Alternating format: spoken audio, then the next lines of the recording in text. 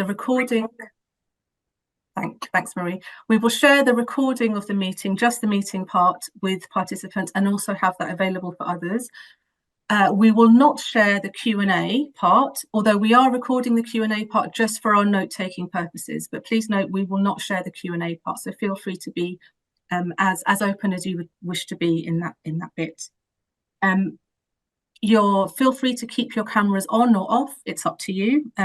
Obviously, if you don't want to be seen on the recording, then keep your camera off. And we have muted everybody while the main speakers are speaking. Everybody will be on mute. There will be time for a question and answer session after our main speakers. And if you could please use the chat function to note your questions as we go along, or to raise your question later. I will be using that to find questions. You can also use the raise hand function, which is in the React bit at the bottom of your screen. Because there are so many of us, forgive me, I may not be able to see you immediately, but please do feel free to use it and I will try and get to you, but also put your question in the chat so that if we don't get the chance to come to you, we will make sure that we are able to address your question after the event as well. I think I've done Otter AI. There's no fire alarms I'm aware of in my house, but I don't know about the offices. My dog is here, but he's listening, but I don't think he's going to pop up on screen. Feel free if your dog wants to join in, or pets or whatever. Everybody is welcome. And so I think that's it for housekeeping. So I can now get on to the main meat of the meeting.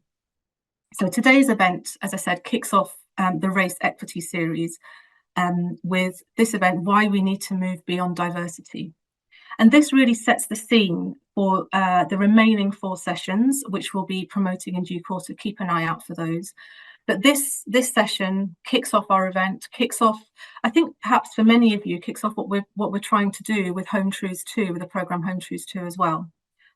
So it's a session that we've been anticipating hotly here in the Home Truths 2 team, and we're glad to bring it to you. Please do feedback to us. There's a feedback form that will come out at the end of this meeting. Please do complete that, because we'll need that not just for ACEVO events, but for Home Truths 2 for this programme as well, which we'll be writing up. So please bear that in mind. I'm delighted, absolutely delighted, to introduce to you our guest speakers.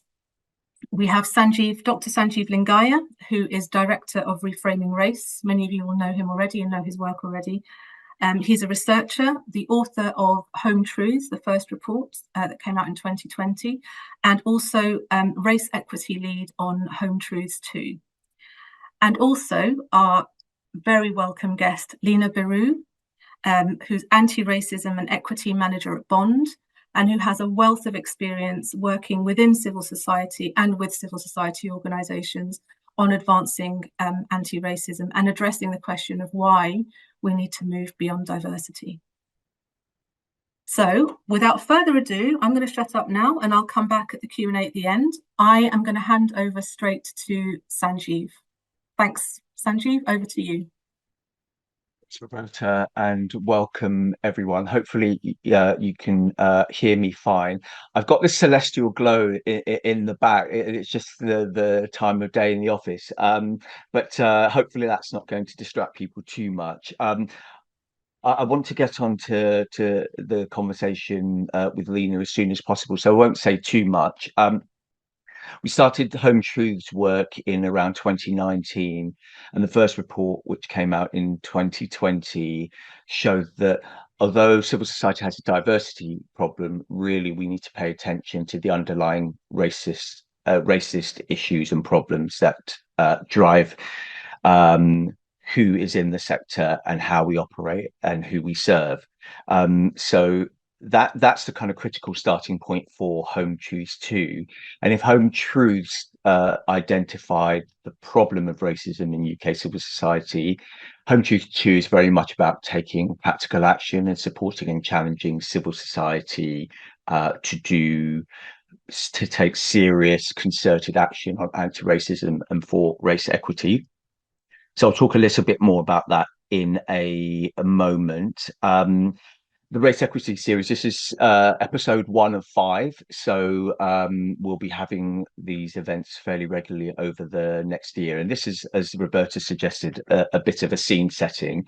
Um, One of the aims of each event really is to equip you with principles and kind of practical ideas about how to take anti-racism and race equity forward in your organizations, in our sector, as well. And the critical thing is we're trying to respond to what we heard coming out of Home Truths, which was um, the desire for knowledge, the challenge of the blank canvas, and because we haven't any of us lived in a world where there isn't racism, homophobia, disableism, heterosexism, all of these things. So we're trying to kind of create something that's different, and that's hard. So that's why we want to do that work together. Um, we label this series for the anti-racist curious. So it's so heartening to see so many people turn up. Christabel, my amazing colleague, I think, can we have the first slide, please? Thanks, Christabel.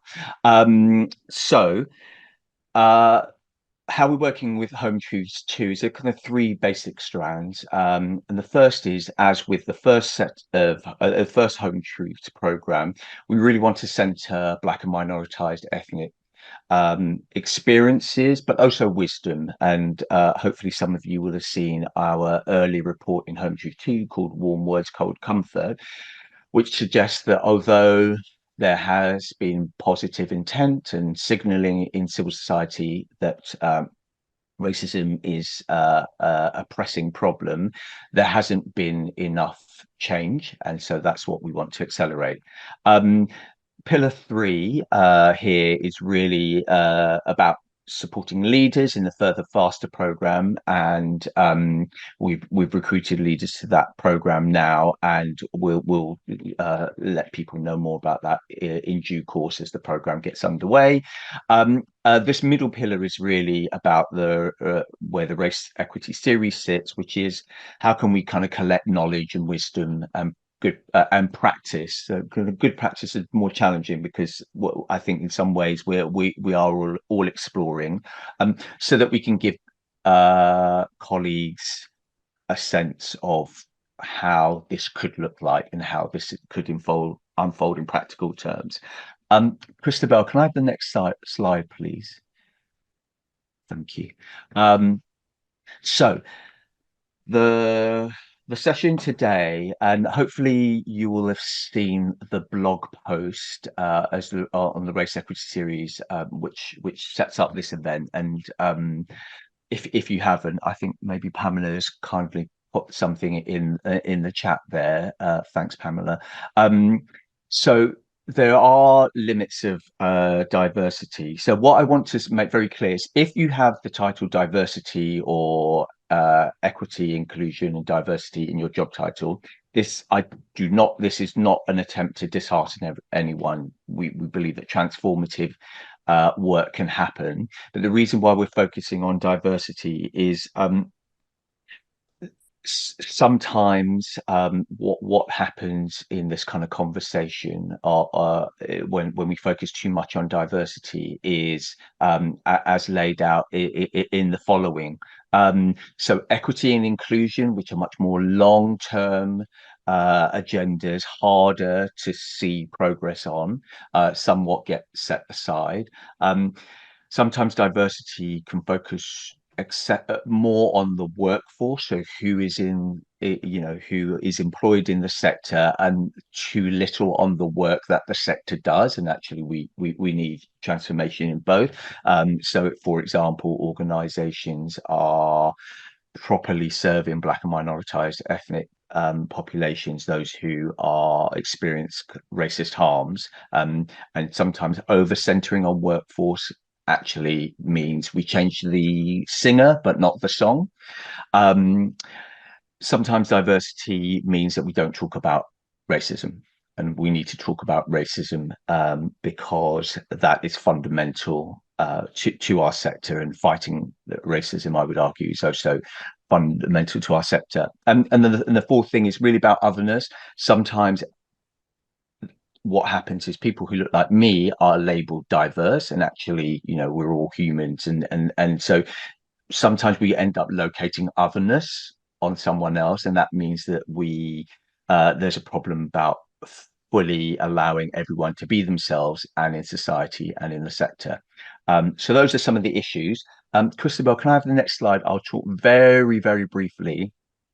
So we will be issuing in about 2 weeks, as well as all the immediate material, such as the recording. We will share some companion notes, which are more detail, about 3 or 4 sides, just working through some of these ideas. So don't worry that you need to kind of screen grab or scribble. So essentially, what this suggests is builds on the previous slide. So I'll focus mostly on kind of anti-racism and race equity. So we see anti-racism as very intentional work to change kind of ideas and structures and systems and how organizations work, so that we tackle racism, because it's not enough to be just non-racist. The other thing to say as well is kind of race equity is really beginning to, well, break the work of breaking the link between race, ethnicity, and the outcomes that can be achieved in life. And we see so many kind of patterned outcomes where one's ethnicity does affect outcomes.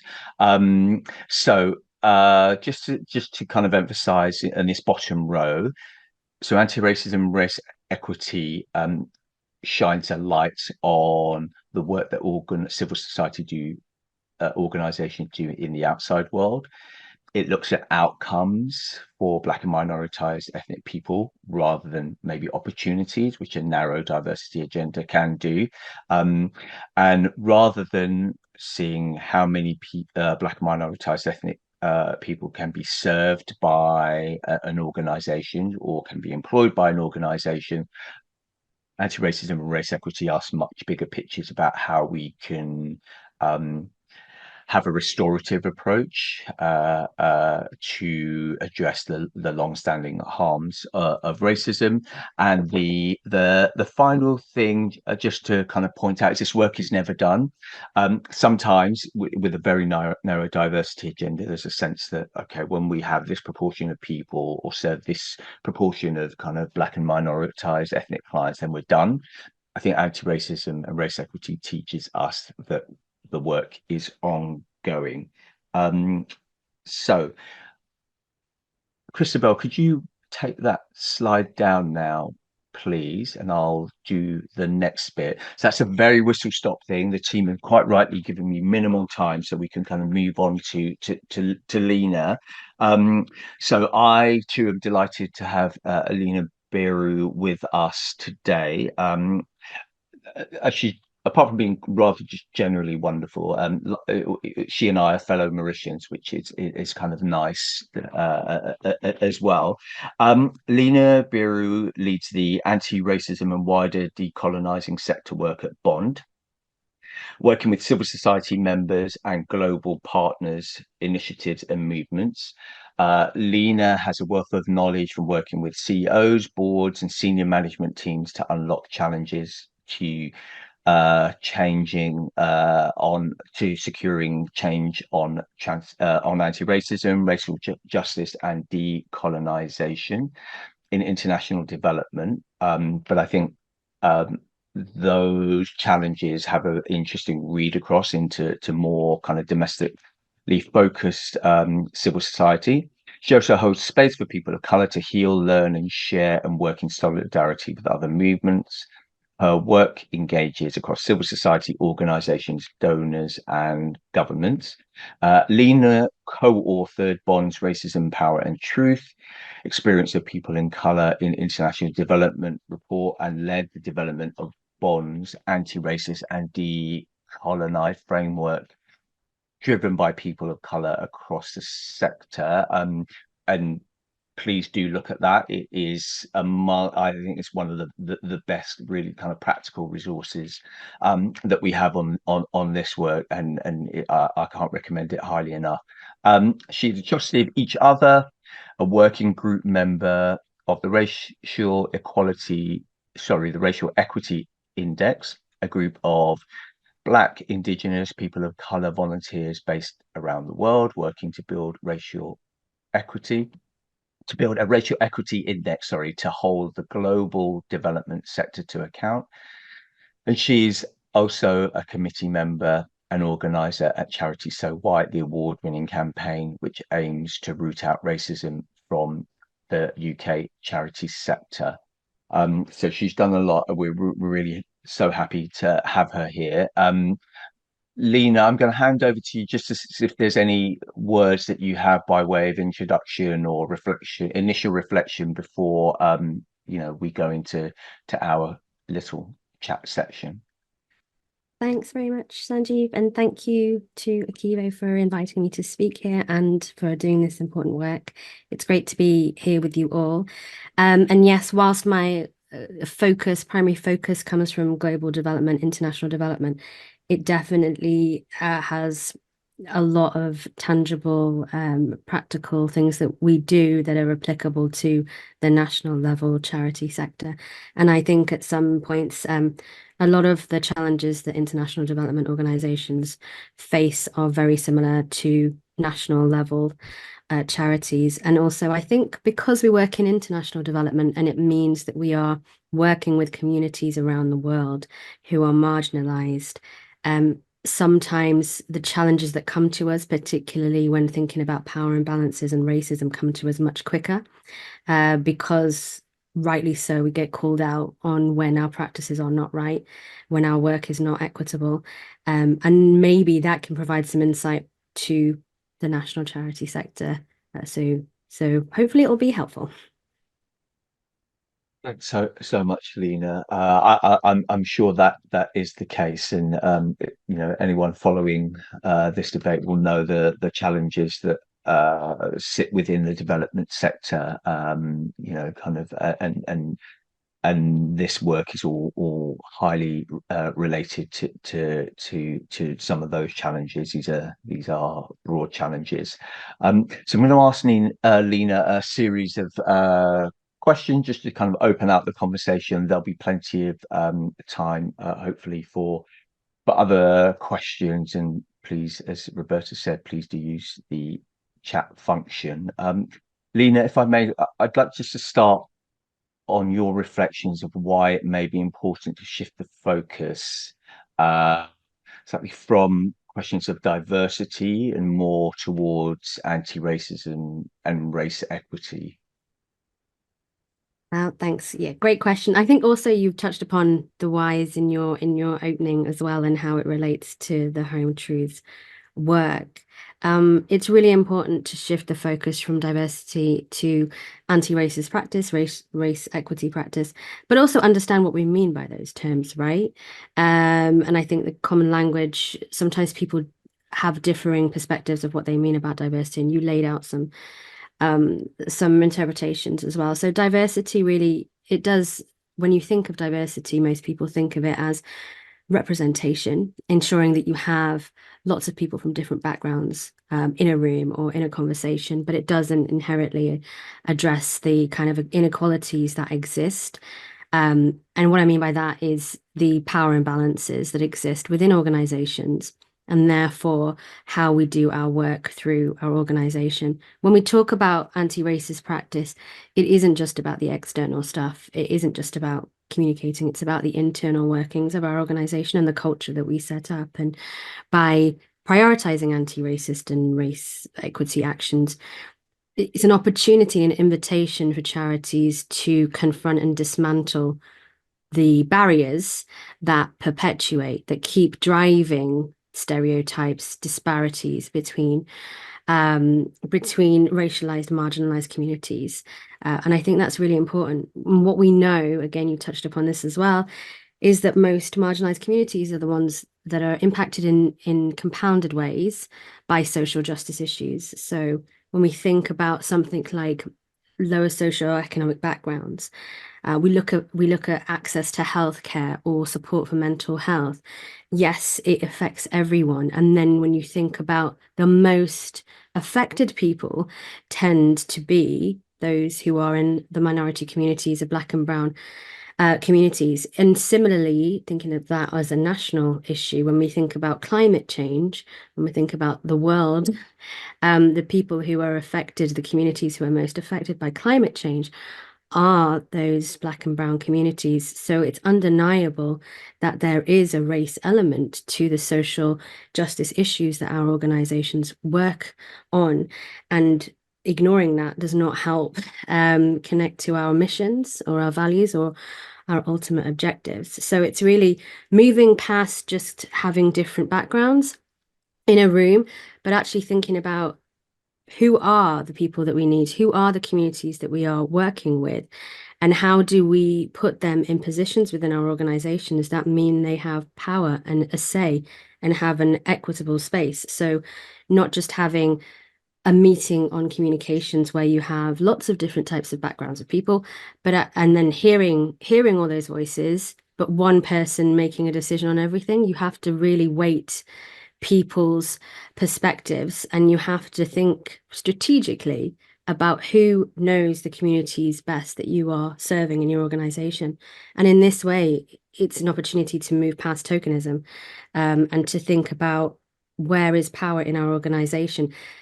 All of this anti-racist work really means self-reflection and sitting with what we hold and what we are comfortable with. It asks us to be uncomfortable, because the current model and the current way organizations work does not work for everyone.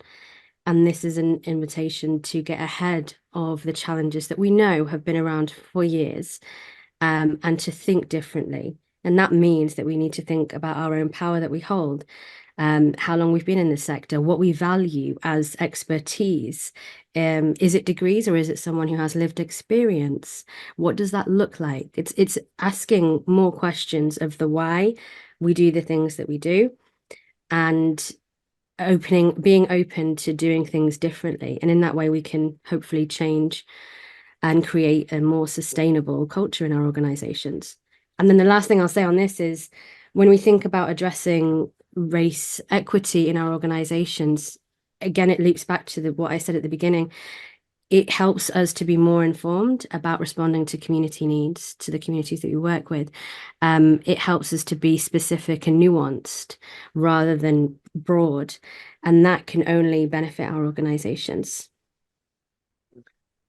Thanks so much, Lena. And there were a couple of things that came out at me, particularly this question of power, and sometimes the need to give up power or to move us alongside others, to give others power within organizations. And also the culture point is interesting. Peter Drucker has this interesting thing, which is culture eats strategy for breakfast. So one can have the best strategic documents, but if there isn't a sense that the organization is committed to doing the work, a lot of those good intentions, nice words do fall by the wayside. Thank you so much. A couple more questions before we move out to the wider group. So this one is really about other kind of particular behaviors of ways of thinking that set for you, based on your experience, that apart organizations, leaders and employees that are really striving on anti-racism and race equity, and what might be different for though more when organizations are being more performative or maybe going through the motions and maybe kind of stuck in a bit of a rut. Yes, and I'll just reiterate again, this work is hard. And so if it was easy, we would be not having to have this conversation. If it was really simple, we would see so much more change across the sector. This is not a new problem. This has been around for years. And what that means is that it needs more, it needs something different from our leaders to be able to create the real sustainable change that we want to see. So I think when you think about some of the behaviors, they are around leadership commitment. So openly committing to anti-racism and race equity, setting clear priorities and goals, and accountability, thinking through. It means that you are going to have to be accountable. It means you're going to say you want to make a change, and if you don't make that change, you have to explain why you haven't made that change. And that requires something different of leaders. And it also requires transparency. And I suppose some organizations who go through the motion and aren't perhaps at the stage where they can do that do make statements about something like diversity and inclusion without concrete actions or follow through, and there isn't any tracking. It's a statement, it happened 1 year and nothing changes. So it doesn't have to be that way. There are opportunities to think through how you can be committed, but it does take a lot of self-reflection. It does take a lot of commitment and continuous turning up and turning up and turning up. If I can ask, actually, can I just quickly check if my slides did come through? And I think that they did. And if they did, please may you show slide 1. What I wanted to share here, and when we think about the behaviors, is that we aren't isolated. CEOs, and next slide, please. CEOs are not isolated in this. It's not on their shoulders alone to change a whole organization. And I say that knowing that they are the leaders and they are pivotal to any change in their organization, but they can't do it alone. Because we as charities work in an environment that includes donors and that includes our communities and that includes the government and others and partners. And so we need to be aware and cognizant that we are one part of a wider environment. Next slide, please. So really thinking holistically, and some of the leaders who do start to make change within their organizations are taking a holistic view of their organization. They are not just saying, I am the leader and we are going to do X, Y, and Z, because if you can't take people along with you and they can't see themselves in the change you want to make, you don't get traction. And one CEO on their own cannot make a change. They need their senior management team. They need their board. They need not to have blockers in the way, but rather be aware that people are on board with them and people can understand across an organization where they fit in this system. So this slide here is from our framework, which I'm sure that ACEVO might be able to share after, but it just offers a kind of mapping of different functions that exist in an organization and how anti-racism and addressing power imbalances in the way we work is very important to all areas, from HR, from leadership, from governance, from communications, and they all work together, which might feel a bit overwhelming, but also it provides an entry point for anyone in your organization. So this is an opportunity for people to see where they can get involved, led by the CEO. You can stop the slides now. So one of the big behaviors that leaders who have created change are able to do is think about their whole organization and about how they're not going to be a standalone model. It's all on my shoulders. I'm going to change everything. Actually, they work collaboratively with the people within their organization when it comes to inclusive decision making, changing where budgets are signed off from, making sure people who are closest to the work are involved in decisions. And organizations who aren't really working on that, sometimes this work gets siloed into HR or on the shoulders of one person, and they are held accountable for maybe no progress being made. It's not a way that means that you are setting up this work for success. Actually, you're setting it up for failure and then going to point to it to say, and look how it fails, we tried that. So there's also that point. And finally, I will just say, resource allocation. If you prioritize this, it needs to be invested in, and it needs to be, just as you said, Sanjeev, continuous work. And when you recognize that if this was simple, we would have done it 20, 30, 40 years ago, and we haven't, it's not going to change overnight. So therefore it needs commitment, it needs funding, it needs resourcing, and it needs transparency and continuous learning. Thank you. Yeah, and I just echo that point. I know we're going to go to, I think, Roberta, some Q&A in now, but just to emphasize that point, I think it is underestimated just how countercultural this work is and how normalized doing institutionalizing other forms of racial hierarchy, racist harms. Just they are. That's kind of that is going with the flow, unfortunately. And so it really requires stepping out of that paradigm, and that is heavy lifting. But it's easier when we do it together, and with some honesty as well, just recognizing that it is hard work, and we are operating sometimes at the edge of our knowledge, or beyond our knowledge, and in fog, because that is the reality. But I think that's okay as well.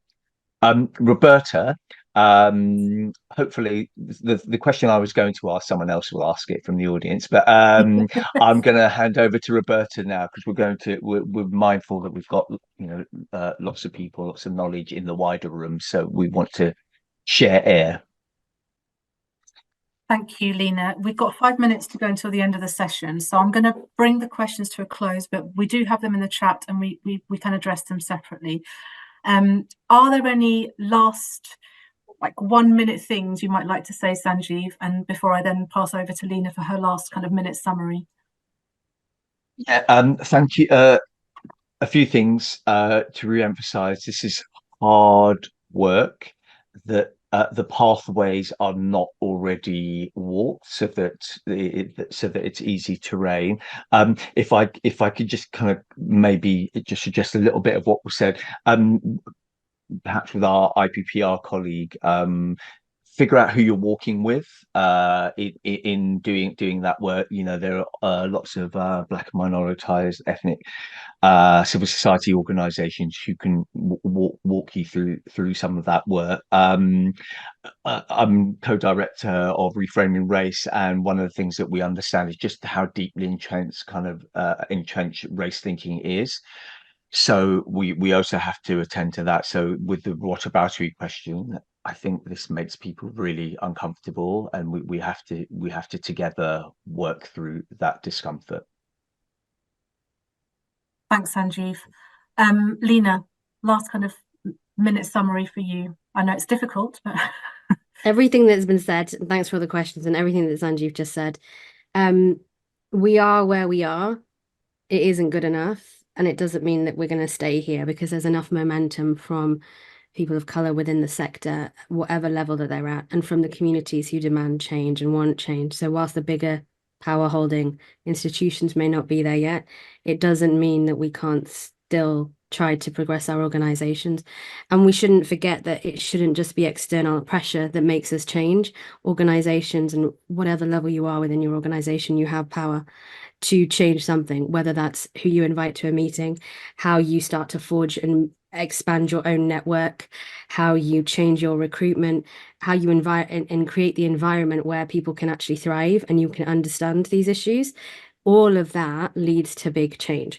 And I will just say, one of the things around liberation for me is that quote from Lila Watson, the Indigenous activist, Aboriginal activist, who says, if you come here to help me, you are wasting your time. But if you have come because your liberation is bound up with mine, then let us work together. We are all connected, and it is about humanity. Thank you, Lena, for leaving us with that really powerful quote, and thank you for everything you've shared today, and to Sanjeev too for kind of guiding us through. And of course, thank you to all of you for joining us today, and for asking questions, for kind of lending your expertise and your voice, and also for wanting to engage with this. It's what we're trying to do through Home Truths 2 is take action or prompt action, and why ACEVO and Voice for Change are kind of hosting this program is to really try and push it out through the civil society sector. And as Roland said, it's so important to kind of move beyond that, actually taking some practical action, and we need to learn from each other. Many of us here are here today to learn from each other and go, well, what worked for you? What didn't work for you? And sometimes it's, things don't work, and it can be difficult for organizations when approaches don't work.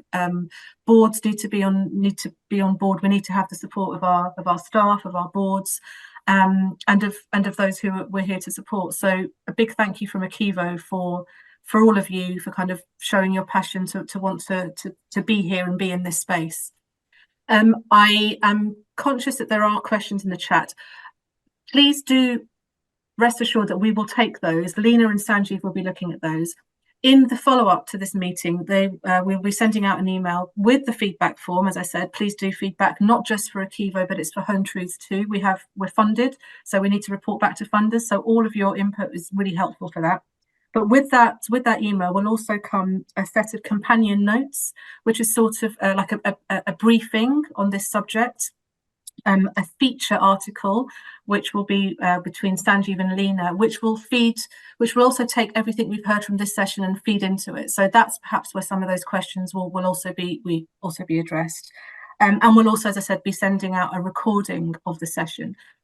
We are going to make available for everybody the recording of the session, not the Q&A, the companion notes, and the feature article. That will go on our website. We've put links in the chat here, so it's for you and it's for your colleagues and anyone else who you'd like to share it with. Please do join for our next session on the 11th of July. That's on calculating race disparities. And here we are. You can use a QR code if you like, or you can go to the ACEVO website. Anyway, we would be really grateful and happy to see you there. Thank you very much for participating. Thank you to our speakers. Thanks for kind of keeping to time as well. An hour isn't long. But it's probably enough in your diaries. So thank you so much again for coming, and hopefully see you next time. Please do drop us a line if you need anything. You know where we are. hometruths2@acevo.org.uk if you need to drop us an email for anything. And I think that's it.